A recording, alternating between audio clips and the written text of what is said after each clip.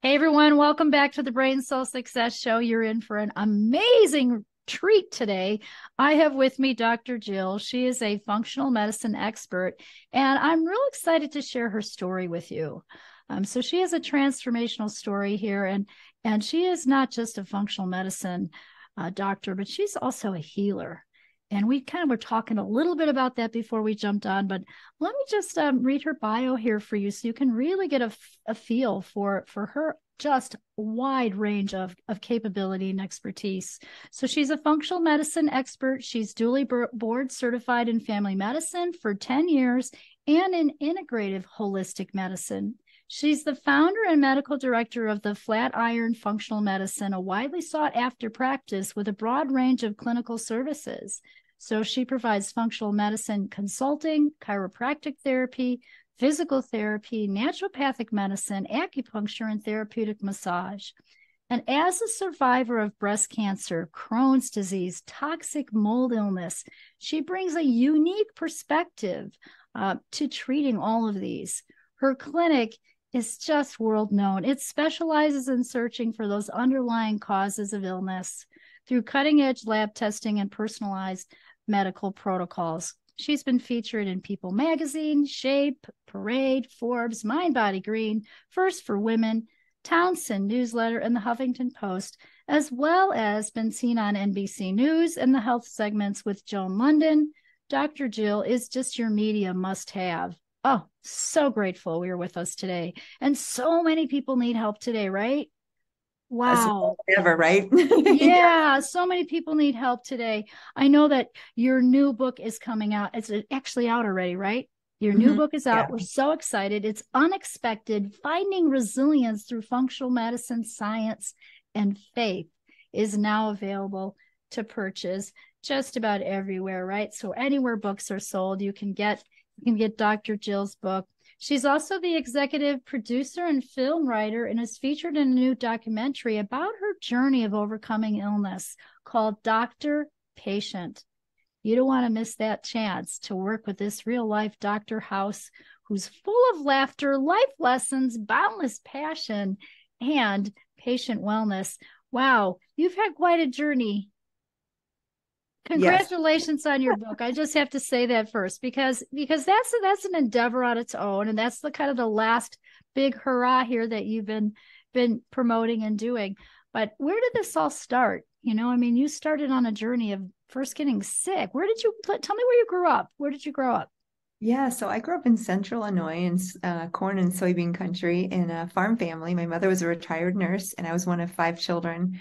So kind of your idyllic Norman Rockwell-esque farm was where I grew up. And, it was a great life. We played on the farm. I helped my dad, I helped my mom in the house. I did gardening. We had a huge, like half acre garden. So every year we canned and froze and like so much fresh fruits and vegetables. We had an apple orchard and so wonderful stuff. But unbeknownst to me, I was very, very sensitive to the chemicals. And I always say we're all born with the ability to detox, almost like a bucket that we're born with. And as that bucket fills up over our lifetime, I know you've had experiences too with health. And so we both, as our bucket starts to fill, then we Yes. manifest disease. And so what I didn't know that was my bucket was getting full with toxic chemicals and allergens and things. I actually had really severe allergies as a child, but otherwise it was pretty. And then I go into medical school. And in my third year during rotations, I found a lump in my breast and I was diagnosed with aggressive breast cancer at 25 years old. Oof. Yeah, that's young. Yeah, it was actually at Yeah. Loyola University in Chicago, and I was the youngest one at that time. Now, sadly, there's been a lot of young women, but at that moment, I was the youngest one ever diagnosed at that university. So it was really a shock, not only to me, but to my colleagues in medical school. And what I didn't realize was that was my first part of my medical education in the real life, right? How it goes, right? Yes. Like I was doing all this textbook study, and then I realized, oh, and back then I didn't know. I mean, I would never wish that on anyone. Now I'm very, very grateful because it gave me depth of insight into how to be a better physician and what it's like to be on the other side as a patient and making those decisions and had to grapple with the decisions on treatment. And do I do chemotherapy? Do I do, natural treatment? I ended up doing very aggressive 3-drug chemotherapy. I say that almost killed me, but overcame the cancer and then a lot of sequelae in the subsequent years since then of dealing with the toxicity that had on my body from just the chemotherapy alone. Oh, sure. Absolutely. We do have a very similar story. So I grew up in Illinois too. Yeah. Okay. Outside of Chicago. And your story is reminding me of this story. When my daughter was in kindergarten, I ended up getting really sick from pesticides and mercury. And I went back to the school district with my oxygen tank and tried to educate them about pesticides and herbicides and how they were making people sick. And her kindergarten teacher came up to me and said, I have to share a story with you. I want to thank you for what you're doing because I grew up in Southern Illinois in corn and soybean fields, Yeah. small little town. I went back to my high school reunion, and 16 out of 24 girls had breast cancer. Wow. Wow. So when you talk about being toxic from those chemicals and being on the farm, I know those farms, and this was the story that I'm thinking of as you're telling the story. I'm like, that's like 2/3. That's crazy. That is crazy. And that's not Right? unusual because what happens is these chemicals on the farm are endocrine disruptors, which just means they act like hormones on the body. And of course, the breast tissue for women, prostate for men is a hormone receptor dense tissue. And so it responds thinking that there's excess hormones in the environment when it's just chemicals. It's interesting. There's one chemical in particular that I literally fell off my chair about 5 years after my diagnosis. Atrazine is the name, and it's a Yes. harmful chemical. It's been banned in the European Union since the year I was diagnosed with cancer, which is 2001. So over 20 years ago, it's been banned. And just 5 years or so after my diagnosis, I was doing research and trying to figure out why did this happen to me at 25 years old. I came across the research on atrazine. I had known about that, but I just thought, well, do they still use this? I called up my dad. I said, Dad, I've been reading about atrazine and the hormone disrupting effects, and I know it's banned in the European Union. Is it still used in Illinois? He said, yeah, unfortunately, Jill, it is. And even today, right now, as we're recording, it's still like Australia and the US still use it. And what happened when I about fell off my chair, I looked at a map of the United States of use of atrazine.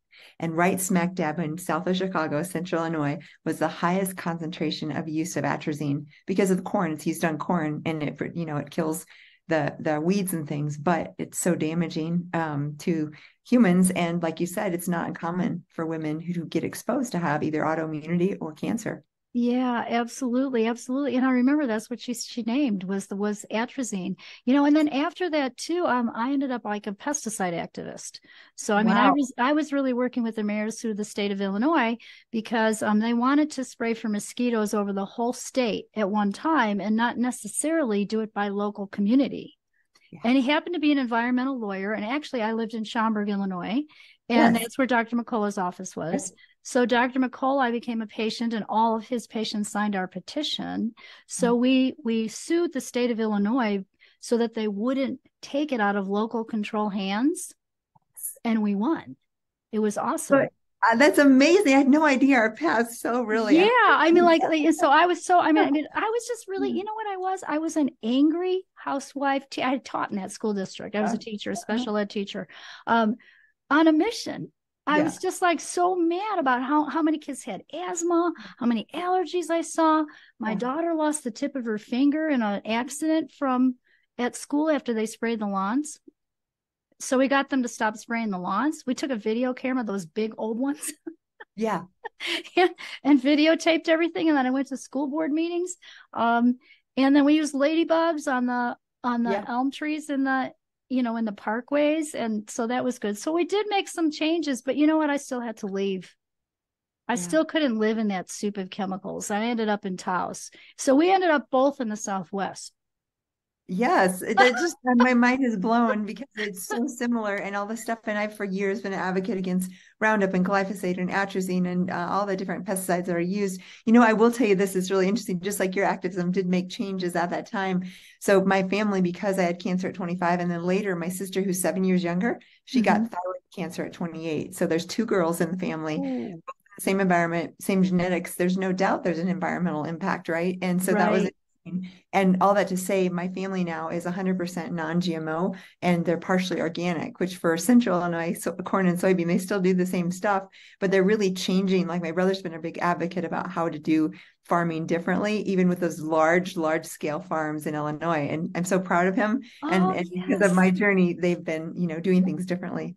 That's so awesome. That is really congratulations. That's really, yeah, it's so important. So Mm-hmm. important to make those changes and those shifts. Absolutely. Wow. Okay. So that was your journey. So you did heal from the breast cancer. I'm sure that was difficult going through that at 25, and you're still in med school.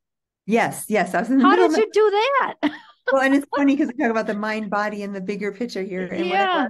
I grew up in this like German stoic, don't complain, don't, work hard, don't be lazy, all those kind of mentality things. And then also I was this empath in this family of, engineering kind of minds. And I took that on and thought that was me. It's almost like, a wolf being raised by bears or something. Like I was like, I never felt like I quite fit in. Well, the truth was I'm a healer and I'm an empath, a deep, deep empath and an intuitive. Yes. And all that stuff I didn't really realize. So I went right into medical, and allopathic Western medicine is very analytical. You don't trust your intuition ever. In fact, you're taught to distrust that heart-centered place, that intuitive place. So I really got that all trained out of me. And then going through my own cancer journey and actually starting to awaken after that in the subsequent years, I started to really realize the power of intuition and healing and even knowledge with medicine. I still love the science and the labs, but when you combine that with that intuition, that heart-centered healer place, which I know you live and work and share and teach in, even with the patients and their diagnosis and their treatment, is going to that heart-centered place and having that empathetic conversation and sharing stories. And because our medical system teaches us to remain distant, to put a mask on, to not share emotion, that's no way to be a healer. Absolutely. We're whole people. I always say we have to work physically, mentally, emotionally, spiritually, and energetic field too. So we have to look at all of those pieces together. So what you're blending here and the message that you have for other doctors out there is absolutely fantastic, brilliant.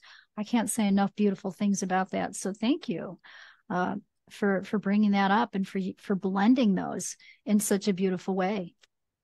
You're welcome. It's such a passion of mine because I know what I went through. And it's interesting because when you are a patient and you experience things and you get to witness on the other side of what it's like to have someone who, doesn't pay attention to your needs or to quality of life or have a discussion, or on the opposite side who sits and listens and shares time with you and is present, all those qualities. Yes, yes. That's actually more of a healing that actually helps the person probably. I don't want to say more than the medicine or the nutrition or the drug, whatever that is that we're using in terms of a protocol, but it's a huge, huge piece. Yeah, I really feel like that creating a space of unconditional love and acceptance and safety, those are so core. I mean, I know the secret of my practice is really, even from the moment patients walk in the door, it's different. There's, art on the walls. There's no whitewashed anything. My staff is really warm and amazing. And so that making them feel safe and at home and cared for and that they matter and all those things, those are such valuable healers. And they're kind of intangible. They're not, like you said, they're not the medicine or the herbs or the protocol. That all is okay and does matter. But this space where they feel different and they feel accepted and they feel safe, those are crucial to healing as well. Everything is energy, and it is that space of love. Mm-hmm. Yeah, love's that highest vibration on the planet, right? When we're coming from that place, everything else works. Yes. You could give a placebo and it would still Right. work. Yeah, absolutely. Well, you had more of a journey though. That's why I kind of like knew you were like a healer when I was just even, reading your bio and getting to know you here, Jill. I was like, wow, you've been through some things, and usually healers are tested that way. They Yes. go Yeah. through their own little trial in some way. So it was breast cancer, but then you went on and also got like mold toxicity, right? Yeah, and even before that, I was 6 months out of breast cancer. I was still having fevers. I thought, oh, it's all from the chemo and not doing well. And one day I passed out in the ER during a rotation, and I was taken that night to emergency surgery for an abscess. I get out of that surgery and wake up, and the surgeon is like, Jill, you have Crohn's disease, which is an autoimmune disease where the body attacks the gut lining. So this was just after breast cancer. Now, in hindsight, it makes perfect sense because I had undiagnosed celiac disease. The chemo is incredibly toxic to the lining of the gut, so it creates more permeability. And all these things led to my baby basically triggering my body to attack the gut lining, which is what Crohn's disease is. And I'll never forget the doc. I sat with him and he told me, you're going to need drugs, you're going to need surgery, you're going to be, probably have part of your colon removed during your lifetime. And the last thing I said before I left his office was, doc, I want to do my part. And does diet have anything to do with this? What should I eat? And he just did not pause. He said, Jill, diet has nothing to do with this. And that was one of those places too, where I had a choice to go one way or the other, to listen and believe that he had the authority, or to say, wait, that doesn't make sense. Intuitively, diet has to have something to do with this. I chose the latter and I went on a journey to figure that out. And shortly after I came across Elaine Gottschall's specific carbohydrate diet and I was like, well, what do I have to lose? And within 2 weeks of being on that diet, my fevers were gone. My gut was improved. Now, it took several years to really heal from Crohn's. And today I'm completely healed from Crohn's disease, but diet does have something to do with it. So that was my fast track to understanding the gut. And then to what you mentioned is I went on to, heal and thrive and do well. And then in 2010, I moved to Colorado to start a functional medicine consulting practice. And several years after my move, there was a massive flood in Boulder. And that flood brought mold into my office unbeknownst to me. I started getting really, really sick, didn't know what was going on, ended up finding the mold in the basement of my office, and then also the same type of toxins from that mold in my urine. So I knew there was something going on, and I had to leave that office and start over. And once again, I never, ever set out to be the mold expert. But what happened in that journey is I had to heal myself just like everything else. And I was, bound and determined to figure it out for my own sanity and health. And in that journey, I really became an expert in biotoxin illness and environmental toxicity and mold. But it started with my own journey of healing from mold. From healing from mold. Yeah. So see, when I hear a story of somebody who's done all those things, they're a born healer. You were born to be a healer, and probably a healer and a doctor. That's yeah. Wow. So kudos to you for really healing from mold toxicity. That takes time. Oh, yeah. And it's way harder than cancer, which sounds crazy, right? Because you look, I mean, I had rashes and things, but in general, I looked okay. And if I say, oh, I have mold related illness, you and I might know what we're talking about, but the average person is like, what in the world? You look fine. And yet it was probably more difficult with the symptoms, and also just more difficult because no one really understood it. So it was difficult to explain, and it would be up and down. There'd be days I'd feel okay, and then days I couldn't get out of bed. So that also is confusing for people. They're like, well, I saw you yesterday and you were out, walking the dog or whatever. So how can you, not be feeling well? So there's a lot of, and it's just hard. It's a very lonely journey when you're with something that's invisible, whether it's autoimmune disease or mold. Cancer, again, I don't wish that on anyone, but that was actually easier. I lost all my hair. People knew I was in chemo, and there's tons of compassion because people know what cancer is, and it's easy to support someone with cancer. Yeah, no, that makes sense. Absolutely. I experienced the same, all those autoimmune illnesses. And I actually do think that I had mold exposure too, but no one picked it up. But I'm talking, this is like 1989, 90, 92, 93. We know so much more now, don't we? Yeah. And sadly, things are being built so quickly, and even new builds and things. And the EMFs in our environment are actually, there was some studies with regular household routers and petri dishes with mold, and what that EMF actually induces that living organism to produce more biotoxins. So what's happening as these, urban areas have more density of Wi-Fi and stuff, the organisms are becoming a little bit more aggressive, because today compared to 20 years ago, there are a lot more people getting sick from mold and a lot more mold toxicity. And it's not like we've changed that much. It's just that some of these things have caused, and the toxic load, the chemicals in our environment are greater than they ever have been before as well. Right. And so how do you work with that? So somebody comes in with mold toxicity. Give us like an idea, some tips. What can you help them with? Okay, so first of all, how do you know if you have mold? Because you're out there like, oh, I don't have mold. Most people, when they come to my office, they'll be like, if I would just say, do you have mold in your home? 99% of people are like, no, no mold. I don't see any mold. Well, this is the first misnomer, because it's usually behind a wall, under a floor, in a basement, somewhere that's not very visible and not obvious. If you smell a musty smell somewhere or in your home, that is evidence of volatile organic compounds from mold. So that is evidence of mold. Under the sink leaked. Attic wasn't properly sealed. And I could go on and on about common everyday things that we all have happen in our homes. That is water intrusion. Once the water intrudes and gets into a porous surface like drywall or under floorboards, there is a nidus for mold. So it's super common and people don't know about it. Symptoms. So what might you experience if you have mold? The most common is brain fog or forgetfulness with words. Word finding is a common one, or just feeling like, gosh, I'm getting older. My memory isn't what it used to. Or cognition as far as planning, executive, like I need to get this done today. And it takes you like 10 times the amount of time that it used to take you to accomplish the same amount of things, and you get more confused and disoriented. Other things would be rashes or mast cell types of things, allergies, rashes, sinus congestion, cough, sore throat, frequent illness. The whole respiratory tract is involved. And then neurologically, people can be affected with numbness or tingling or weakness or exercise intolerance. And those are just a few. I could go on and on. It often affects the guts, makes people more sensitive to food. So all of a sudden you're having new sensitivities to new things in the environment, chemical sensitivities into foods. And all of that can come from mold, and it's insidious, it's slow, and it can be in the environment. So one way to know is if you go on a vacation or you leave for a week or 10 days and you all of a sudden feel a lot better out of your home or out of your workplace, or say on weekends when you're not at your workplace, you might feel better or feel worse, whatever way it is. And sometimes those environmental changes, if you feel differently, there's a potential that it could be mold. So those are some of the things. And everything you're describing, I'm like, yep. I've been there. We put a little humidifier in our bedroom, and that's when we had, this is in Chicago, and we had the plastic on the windows. yes. Okay. And then when we were going to move from that house, it was purple carpeting. I made it work. Okay. I did the purple a little wallpaper. But anyway, when we pulled up that purple carpeting, there was mold underneath it. Wow. Because the realtor said, put the beige carpeting in, right, to sell your house. Yeah. And so I was sleeping in that, never knew it. Wow. And that's so common, the bedroom. Yeah, it's very common. And so how many people have mold toxicity and they don't even know that brain fog, that, that not remembering words and all those neurological, I work a lot with the brain, neurological things are off balance. Yes. They don't even know where it came from though.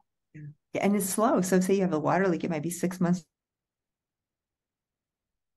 from happened in 2013, and it was a year later when I really started getting sick. So it took a little time for that to build up and become an issue. And like I said, people don't know new onset autoimmunity, new onset asthma or allergies. That's not normal, and there could be other triggers, but mold is definitely one of those things that causes new onset allergies, asthma, or autoimmune disease. Yes. I wish more people did know about mold. Yeah, that's a sad thing, is it? Yeah. It is. It's like people don't know. And so when I'm asking questions, usually I'm asking more subtle questions about when did you first get ill? Have you moved environments? Is there anyone else in the family that's not feeling well? What about your pets? So pets can experience this as well. And all of a sudden, if they have a new tumor or a new autoimmune disease, or they're getting sick, or there's very commonly pets are affected as well, because they're along the floor where all the dust lies. And they're usually, depending on size, actually maybe ingesting more in children as well. It's kind of sad because the kids and the pets get more dose per square cubic foot as well as the adults. Right, because the lower, different body weight. Yeah, it affects by the body weight. Yeah. Wow, well, how did you heal from the mold then? Yeah, so what to do, right? Because there's like, okay, what if I have this? What do I do? First of all, you can ask your doctor for urine mycotoxin testing. That tests your body burden. If there's mold in the body, it tests the toxins that you're excreting. Now, that doesn't tell when you've been exposed, what the load is. There's a lot of other questions, but at least you can kind of see. And what I often do is a qPCR test in the patient's environment, and that would be a dust sample to detect mold species in the environment. And you can either test for mold species or for mycotoxins in the environment, and then you can check your body urine and see if they match, and if that environment could possibly be the culprit. If that is the culprit, the key is your liver and gallbladder will detoxify and pull these out of your tissues, but you usually need to push that and enhance that. And ways to do that would be anything that raises glutathione. So glutathione is absolutely essential for this detox process. And that's because the liver produces glutathione, and the liver, basically that glutathione will help mobilize any exposure that had been in your tissues into the bloodstream, so that the liver, the gallbladder, the kidneys, the lungs can filter. And so precursors of glutathione would be lipoic acid and glycine, glutamine, selenium, N-acetylcysteine, and anything you can do to support that liver gallbladder, including castor oil packs or infrared sauna, Epsom salt baths, anything along those lines is helpful for mobilizing toxins. Gosh, you know what? Yeah. I mean, I'm just remembering all the things that I do all those things still. Yeah. Right. Yeah. And when I was in a sauna program, I had to sweat out heavy metals and chemicals. And so I ended up in a 5-week, medical sauna program when I was sick. And I asked Dr. Lieberman, I said, hey, you know what? I think this glutathione is helping me. How many can I take? Yeah. And I remember him saying you could take up to 6. Well, then years later, I found a glutathione that's more stable. And so the stabilized glutathione gets into the cells better. And so I make that now. I love that product. I mean, I just, yeah, because I only need one a day. And I've had so many people that it's helped, Wow. It you is so know? crucial. It's like the crucial, it's a grandmaster detoxifier. And usually with Yeah. mold, you're not making it, basically mold will trash the glutathione system. So you Mm-hmm. come into that when you have that exposure and you're depleted. So you need extra support for sure. Yeah, absolutely. And castor oil packs, those are wonderful. Yep. Good old fashioned Edgar Casey remedy. That Yes. just seems to work for sure. So how did all that affect your brain? Yes. Well, that was going through that. That was the hardest thing because I'd always relied on my brain and my analytical mind to, get through medical school, and that the mold dramatically affected it in the beginning as far as word finding, memory, processing, and exhaustion. I was so tired.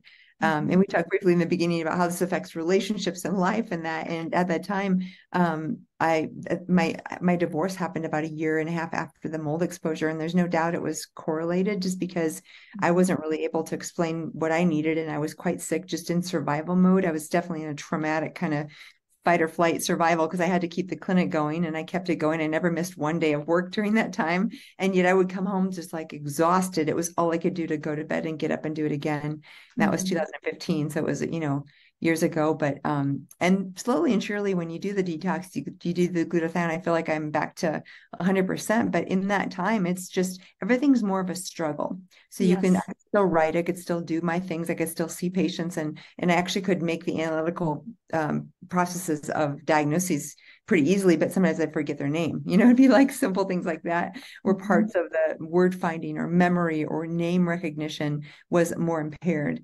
But bit by bit with the glutathione, with the sauna, with the detox. And I always say, if you are facing mold related illness, it took, 12 to 18 months to really get well from that. It's a process, as you know, it's a long process. Yeah, absolutely. And yet this is such good information for people because people I don't think even know that they have mold illness. So they got to check their homes, like all those things to check, and then check your urine too, all those tips that you're giving us here. Yeah, as well. And definitely work with a practitioner. So if you're listening to this podcast and you're thinking, hey, I did have breast cancer, maybe you have a similar story, and now you have a mold exposure and you're just questioning if you even have that in your home, definitely reach out to somebody to get help. Whether it's Dr. Jill or another, functional medicine practitioner. You want to find the right help, the right mentor. I believe in mentors and coaches. Yeah, Yeah. I could agree more because it's overwhelming, and especially when you're in mold, it's even more overwhelming. And to have a coach or a friend or someone or a doctor, I mean, you can go any level here. It doesn't have to be Yes. a medical doctor, and actually, medical doctors are probably the least trained in mold. There are some like myself who really understand it, but you may find more help with a coach or a nurse practitioner or someone who knows mold. It's interesting. I'll just mention, since we talked about the book earlier. In the book, I wanted to tell the story, so all this is in the book with my story. But the other thing that's in there is literally all these sidebars with like how to know if you've been exposed by mold, what tests to do with links to the websites, and all the kind of basics are in there too. So if anyone's like listening, like this is a lot, I don't know what to do. The book has a lot of this information in it as well. Yes. And so tell us about your book. Oh, thank you. Yeah. Um, so it's called Unexpected: Finding Resilience Through Functional Medicine, Science, and Faith. And the title really comes from the fact of, like you said, as a healer, what happened is as I went through illness after illness after illness, I started to see a pattern. And the pattern was I learned and grew so much during these transformational journeys of healing and actually suffering, which I hate. But the truth is, if we can really have this shift in how we view life and how we view, we're either having just gone through suffering, we're in it right now, if you're listening, or it's coming up. Like there's only three options. Suffering is inevitable. And for me, having that view of like, what can I see in good, what teaching, education, learning, or growth or transformation can I look for in this process? And when you start to have a different frame of how you view the world, you start to see things differently. And suffering and difficulties can actually have unexpected or hidden blessings and miracles within that. And it's not fun. But when we shift our perspective, it changes everything. And now, after 20 years of all these different illnesses and suffering, I tend to know that whatever is coming my way, even if it's difficult or suffering, holds something really powerful and transformative. And if I search and look for it and frame it that way, it changes my life in a beautiful way. Gosh, we are so on the same journey. I mean, I don't use those same words, but basically I say the same thing to myself. And I'll get it to another place where there's like a bump in the road. And I'll be like, hey, I'm just in transition. So it's your self-talk. It's reframing it at that time, right? Being able to say, hey, this is just a transition. There's something bigger coming up on the other end of this. And so God's just taking me down this journey to transmute this, right? Yes. And to have the will and the strength to move through it. Yes, I love that. And that's exactly. And so with the book, really, I mean, what I realize is story is what drives us from thousands of years ago. Cultures told stories to share wisdom.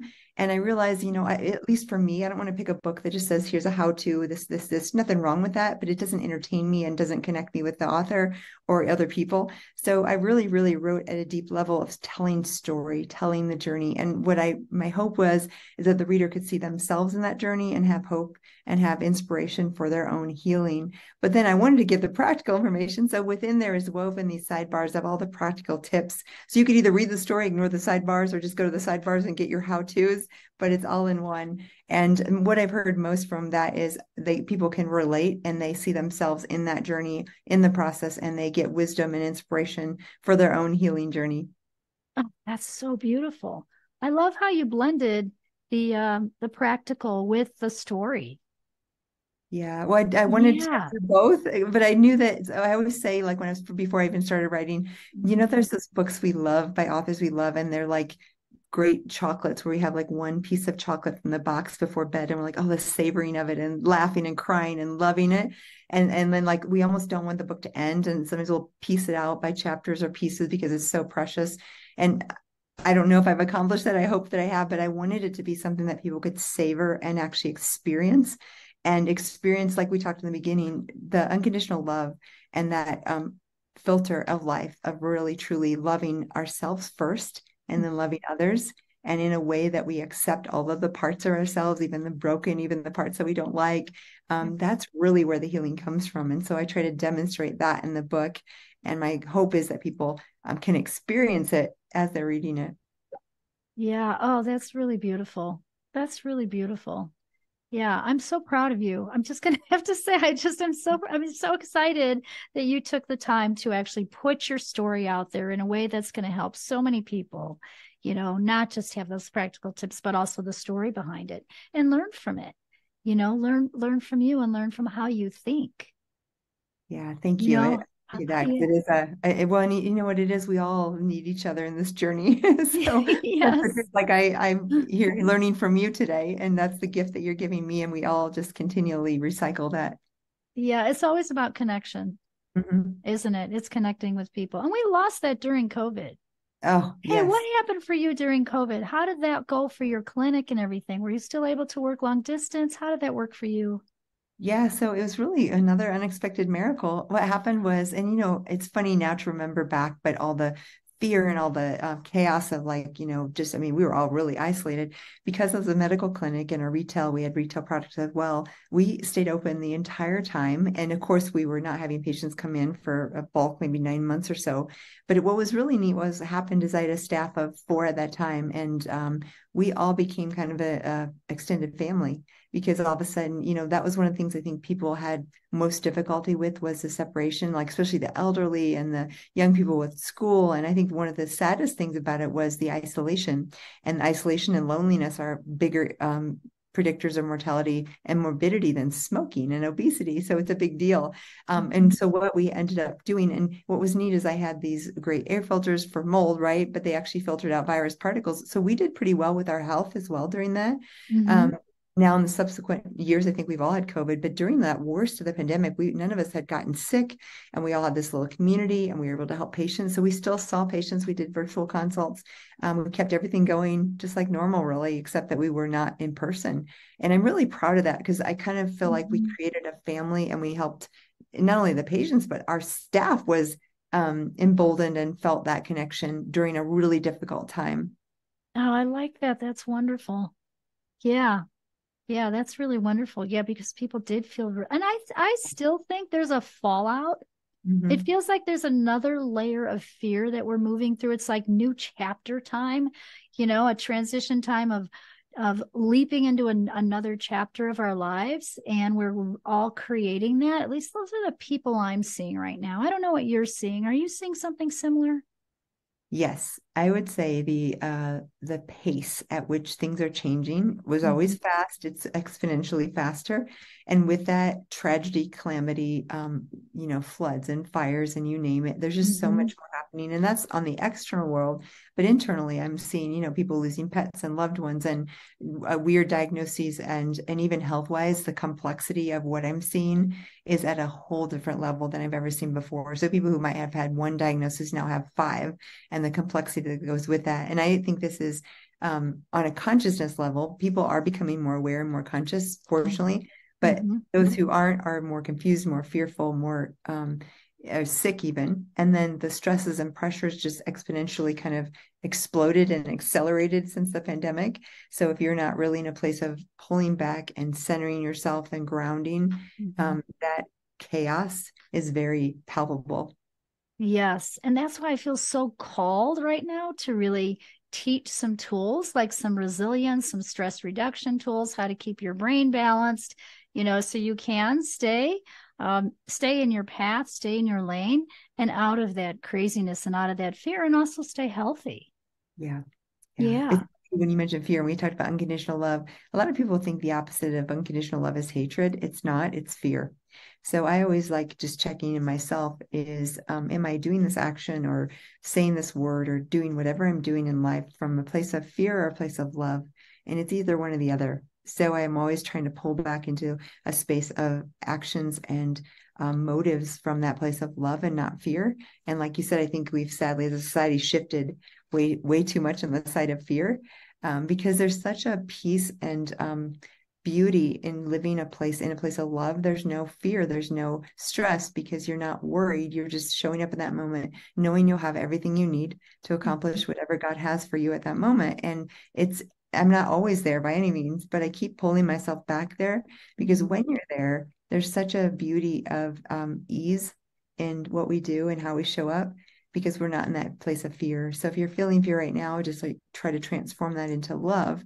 And we can make decisions out of one place or the other, but not both at the same time. Right. And you know what? That's so, I mean, where's my pen? I do faith and fear. Oh, love it. So Oh, it's like faith. So here's faith and here's yeah. fear, and you can't Yeah. be halfway, Oh, love it. Yes. right? Because Yeah. you're either going to be here or here. Yeah. So your Yeah. your task, your Mm-hmm. job as a human being is to get yourself back to love, like you say, back to love or back to faith. Mm-hmm. I couldn't agree more. Yeah, yeah. And Yes, we're that's all going to have those days. You're going to have moments, days, you're going to have that time. Yeah. Yeah. so. Yeah. So that's what I see. And so I remember during COVID, we did a big class called Clear the Fear, Keep the Faith, Oh, because I wonderful. was so like I have to help, like something's wrong, like I got to do something, I had to move the energy forward in some way we basically needed to just reach people and Mm-hmm. connect. Yeah, reach people and connect. Oh my gosh. So let's ask this now. Let's kind of shift gears for a minute. Just get to know Jill outside of the office. So how do you actually keep your body healthy now? What do you Yes. do? Several years ago, I switched from, more high intensity to just being more gentle on myself. I think my cortisol was dropping and I needed a different routine. So now, I walk and I pray and I am hike in nature and I'm with friends. I don't work out like I used to at all. And I'm probably in better shape than I used to be. Once in a while, I'll do, free weights, but 10 minutes twice a week, maybe. I'm not doing a big workout. But what I do is I move and I move with intention. I move in nature. I move with friends. I move with prayer. And so whether that's hiking or moving or doing those things, those activities. And for me, that's kept me in a much better place mentally and physically. This might not be for everybody. Some people really get, a great endorphins from the workouts or running. It just for me, as my adrenals kind of went to more of a low point, I did better with gentle stuff. Gentle exercise. Awesome. Awesome. And I'm going to guess your diet is impeccable. You probably take good care of yourself there too. Diet is clean. It has been for 20 years. I don't eat gluten or dairy or soy or corn or processed foods, sugar, alcohol. I don't do any of that. Yeah, that's really, really awesome. And what tips do you have for us on sleep? What do Oh, you? good. That's my favorite thing to talk about because it's so crucial. Um, Gosh, sleep is crucial. So it's the one thing where I start with overall health if people aren't sleeping well. So typically having some sort of routine that gets your body into that place of knowing it's time to go to bed. I like to take an Epsom salt bath every night. Usually I'll do some sort of a non-stimulating activity, maybe read or meditate or pray or something that's not screens. And then I really like PEMF mat is I have one right beside me here that I use before bed frequently. And that Mhm. lower level is really calming to the nervous system. So any of those things, and there's more. I do take, excuse me, I take magnesium, but I don't take melatonin or anything else at bedtime. Oh, very beautiful. Beautiful. Awesome. And how do you keep your brain sharp? What do you do to keep your brain aligned? Yeah, well, I love to learn, and my hobby would probably be learning. So my favorite thing to do, audiobooks if I'm walking or reading the literature. I've switched just because I can get a lot more done if I'm walking or doing something in the car with the audio. So instead of reading the journals as I used to spend hours and hours, I'm more likely to listen to a podcast or read an audiobook. So I would say books. I probably do 2 or 3 books a week in that way. Oh, that's great. Oh, that's great. Awesome. And if you were going to leave our audience with one brain tip, what would it be? I could say like all this, brain games or all that. I think it's human connection. I think it is Mm, actually connecting with other humans and having those conversations that challenge you and that stretch you. Um, just because that connection with humans is really a part of the neuroplasticity that we don't talk enough about. beautiful. Beautiful. Awesome. Oh my gosh, thank you so much for this just delightful conversation. I just love you and I really want people to go grab that book. So you definitely want to get Dr. Jill's book. It's unexpected. It's got her story in it and so many wonderful tips in there. I was reading about I read last night about your being on the farm and how you started taking care of animals and that you were this beautiful healer even as a young girl. Yes. Yeah, I Even didn't really know it. I wasn't aware. Yeah, thank you. Thank you so much. And there's a free audio chapter and a mass cell lecture and all kinds of fun freebies. If you want more, you can go to readunexpected.com and check that out there. awesome. And what's your website? Give us that too. Sure. My main website is just my name, Jill Carnahan, JILLCARNAHAN.com. Oh, you definitely want to check this out, you guys. Check out Dr. Jill. Get that book. You're going to learn so much. And it's delightful to read. It's going to give you those stories as well as those practical tips. And again, thank you for being with us today, Dr. Jill. This has just been a gift. It's been a gift to be with you. You're welcome. Thank you for having me today. And Yeah. thanks for all the beautiful work you do in the world as a healer. We need everyone out there. Uh-huh. We really do. And remember, everyone, follow your heart, but take your brain with you. Love it.